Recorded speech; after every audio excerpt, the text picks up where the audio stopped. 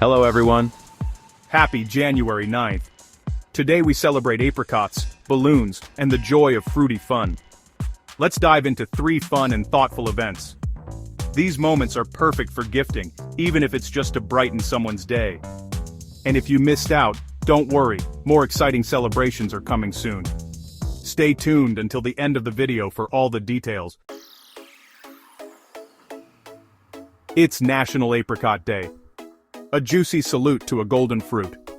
A great gift could be a dried apricot snack pack, a fruit basket, or a jam-making kit. How do you enjoy apricots? Let's sweeten the comments. It's Balloon Ascension Day, honoring the history of hot air balloons. A thoughtful gift could be a balloon ride voucher, a balloon-themed puzzle, or a travel journal. Have you ever flown in one? Let's float the comments. Before our last event, enjoying these celebrations. Don't forget to like this video, subscribe to the channel, and hit that notification bell so you never miss more amazing content. And hey, share this video with friends, they'll thank you later. It's National Static Electricity Day. A fun nod to science and sparks.